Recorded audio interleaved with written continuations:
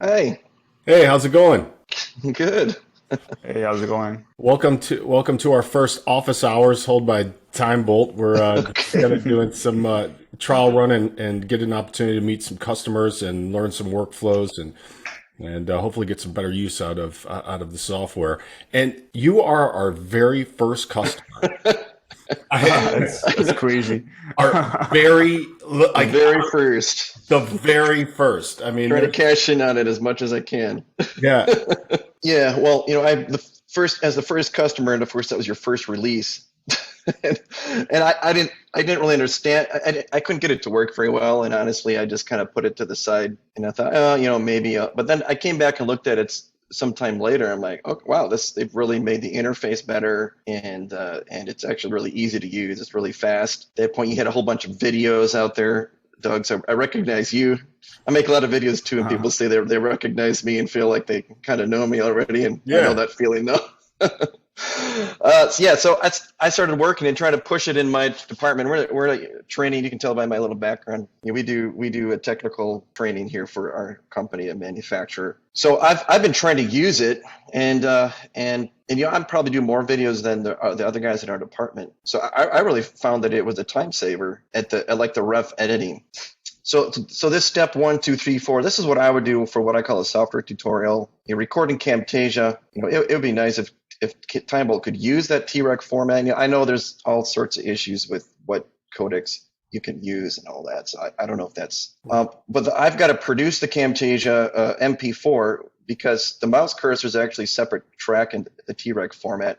If we record in the MP4 format, you don't get the mouse at all. Go ahead. so one question I have is, I don't have a lot of exposure to Camtasia, but is TREC a proprietary technology from Camtasia? Do they have like exclusive ownership of that? I think so, but I don't know. I'm not an authority on it. I think the company's TechSmith, so I think T is for Yeah. TechSmith recording. And in fact, right before this meeting, I went through and did a short example of this. If you want, we can look at that. But Perfect. Yes. so I've got to get an MP4, and you can record Camtasia to MP4, but then you don't see the mouse. So that's why when I record. And then number 3, see here, then I like to run that through TimeBolt, just because a lot of times I have long pauses. Maybe the hardware has to reboot, you're waiting for it, or you said something wrong. And, it's just rather than like a normal linear editor where you're selecting regions and deleting and that, it's just so much easier in TimeBolt. And the thing I like is you can edit at 2x speed. I mean, any faster than that is not very. I can't understand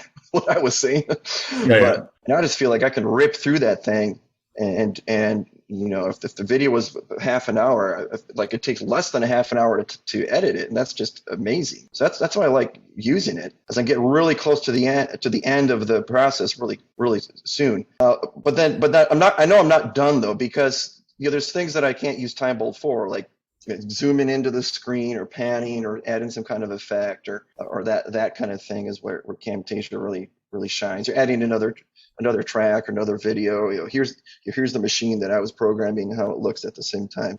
So that kind of stuff in our intro and our outro tags and video clips and that kind of stuff. And type. We have like version control and that kind of stuff, which we need to be able to at the final output. So we kind of have to do a final paste in Camtasia. So, because of this, they'll end up with all these kind of extra leftover MP4s and T-Recs that I usually just throw them out after, when the project's done. So it's not a big deal. But, or if we wouldn't use TimeBolt, you just have that one T-Rec file and that's it forever. Is there like an import feature in Camtasia where you can import certain XML files? No. See, I think the reason that we like Camtasia is it lets you do some stuff, but it's not you can't do everything like you could do in Final Okay. Cut Pro. So it's I don't know where it lands in the whole the whole spectrum. It's a great program. I learned how to do video on Camtasia before I moved to Final Cut Pro, and Oh, okay. they've got great key. Like I think Camtasia's claim to fame is like it's for that intermediate Exactly. style user that doesn't want to go spend 500 hours and get a bunch of plugins learning Final Cut Pro. Exactly. And at the same time, what's cool is, as opposed to like plugins for effects, they make the keyframing in this, Quinston, extremely simple. For Where animations. yeah, like you can say, like it has like an arrow, like you can like make an arrow and do motion, like it starts here and it goes here, and you just draw this Yeah. arrow out and you say start here.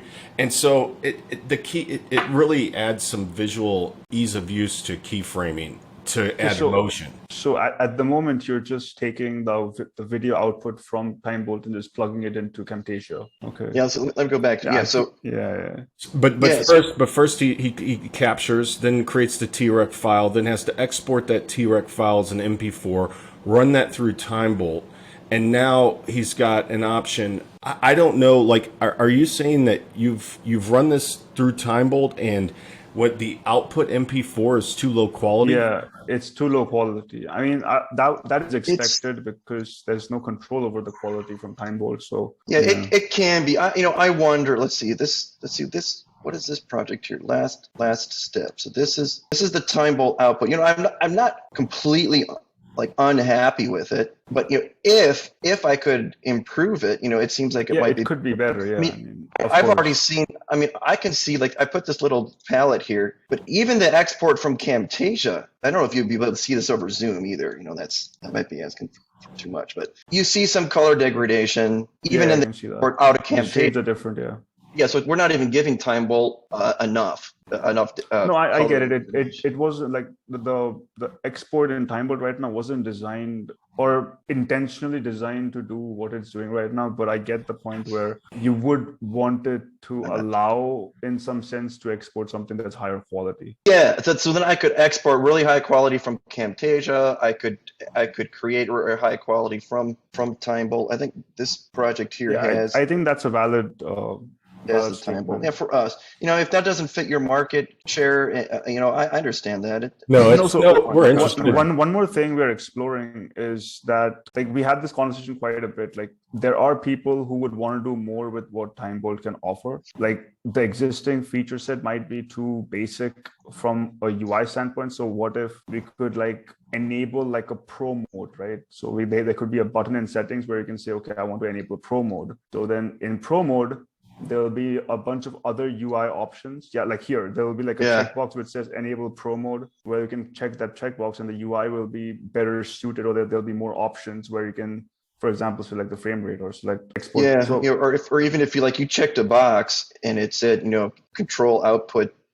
Yeah, exactly, something like that. And then So, it shows you, audio, video, frame rate, quality level, and maybe some sliders and recommend. Yeah, I mean, that would be ideal for us. I think that would help. That I think would be a good direction, because it won't disrupt the existing experience that someone who's a complete beginner would have. But then an intermediate person can just go into settings and enable that mode, or just select those options from there. So the gotcha of the reason that we're kind of not using it anymore is we haven't even talked about yet, and that is two things here. One, and it's the audio waveform in Camtasia. This could be Camtasia problem, but it only happens with TimeBolt. So like if I put my cursor right here, like that should be immediately where the audio starts, but it's not. Like it actually started over here, and you can't tell until you think, I don't want this. I didn't quite edit right in TimeBolt.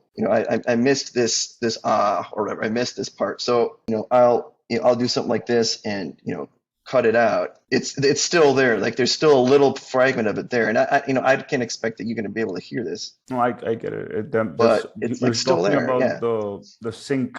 The sync. Yeah, the very beginning of it is still there. I'm like, I can work around this. That's fine. I can work around it. I just got to remember to, start back a little bit, introduce back into Camtasia, just so I can see. And, I didn't actually get to test this, but what we found is it seemed like about every 1 minute, a little bit, probably that same bit of audio was just eaten away. So like if you said a word, like our company name is Yaskawa, and then we'd hear Askawa without the ya. Okay. Askawa. Okay. It could be a thing with the codec where maybe there is some like flag that needs to be set when exporting the codec to Camtasia. So I mean, I guess the only experimenting will make it certain.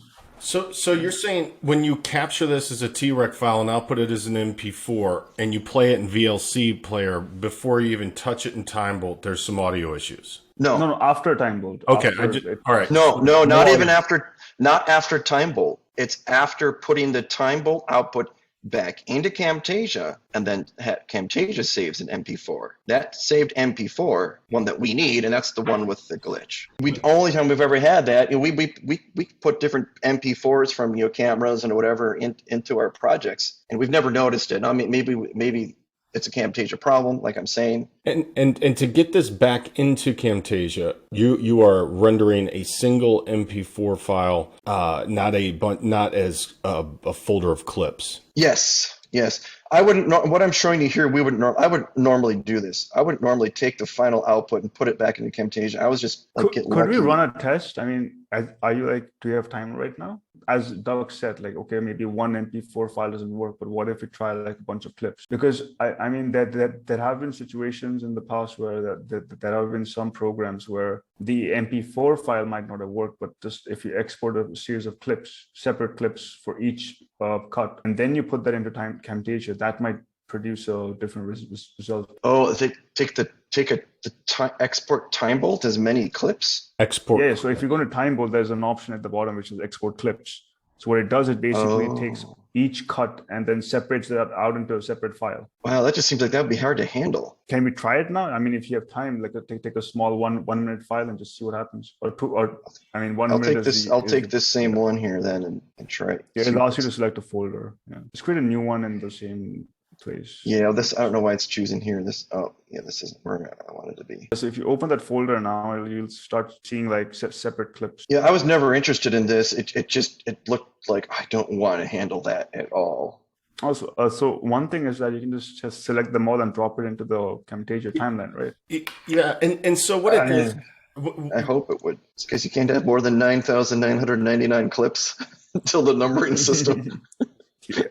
No, it will just add one more zero at the end. I mean, the reason it's like this is because a lot of programs have that five character setting where you have to like have zeros, like it'll be 0001, and then it lists them all into leading zeros. Yeah, you need the leading zeros for sure. You need the leading zeros, yeah. So you just think I can select all and drop them into a timeline. Let's see if I get so lucky.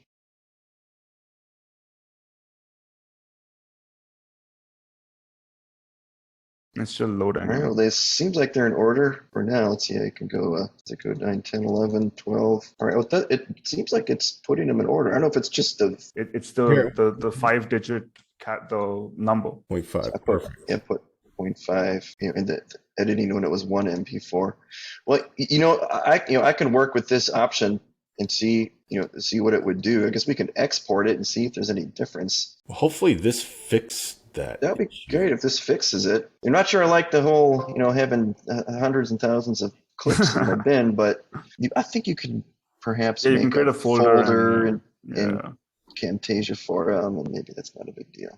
Yeah, another way that I've used Camtasia, not with software tutorial, but with a webinar. Method 2 is short, fewer steps. So this is usually we have a guy who will just record in Camtasia, and he'll do some editing and front and intro and outro kind of thing, and make an MP4 in Camtasia. And we've got certain settings that we use. Then I'll run it through TimeBolt a lot of times, because some of these, like talking like I am right now, a lot of ums and incomplete sentences and redos.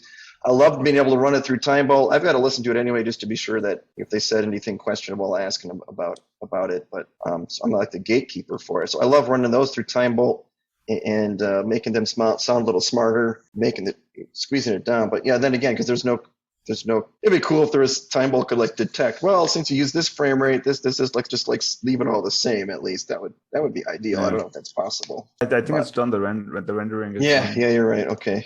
For example, I might want to put some kind of audio compression or something on the whole clip if they're not all. I might be able to group them together. Yeah, like group or nest. Or just if they're all selected, I think maybe then it happens to all of them. So that's one thing. Or the other thing, Camtasia might be better at this now. Or like if you wanted to zoom and it spans several clips, then it might not. It's going to be harder to work with. You can't create a group in this, like right click and just make a group. So maybe that's one way to do it. We can group. I've got this preset that I usually. Well, I guess it seems to have done it. Okay, so it looks like once they're grouped, put an animation. Like over here, I think that there should be a zoom. So we'll go like this. Yeah, okay, that. A lot of times that where, works. for example, I just what will happen. So TimeBolt Yeah, annotations and animations. is great because Yeah, there's a lot now of I times. understand why people use Camtasia. Yeah, it's All this stuff is really hard in like Premiere Pro. It's just Exactly. almost, yeah. And they've made a very self-sufficient product. That's for sure. You know, we're engineers first and Yeah, foremost. don't need We're that. engineers making videos that care about training people, and so this is a perfect fit for us. Of the T-Rec recording with the mouse Yeah. track on it, we could delete those two. You know, once we were sure we didn't have to go back and Murphy's Law, I never delete it until the project's done. Right. Although even with Camtasia now, I don't know if the recent version. In the past, I've noticed that if I paused for extended periods of time, or if I recorded it too long, the audio would lose sync with the video. So Camtasia has their own set of issues. Like I don't record more than 15 minutes at a stretch with Camtasia. Have you ever tried using OBS? I Or know something like about that? OBS Studio now. I never tried it. I mean, that's what, I mean, if Won't I go have to back. record something, that's what I use usually. Yeah. Because OBS allows you to do overlays and stuff directly on the video while recording. Like Doug uses that Well, quite a bit. you know what I like about Camtasia? We don't usually do the overlay. What I like about it is if you want, you could record your webcam, but it's a separate track. It records simultaneously as a separate Yeah, makes sense. Yeah. PIP track, and you can deal with it later. Just like the mouse, you can deal with it later. Like, oh, what was I doing with the mouse? Or the person's all over the place with the mouse. You can just mute the mouse after the fact. So that it's got a little more flexibility that way. Yeah, I think that's the special thing about the T-Rec format. It lets you have that extra room. It records the system audio as a separate track also.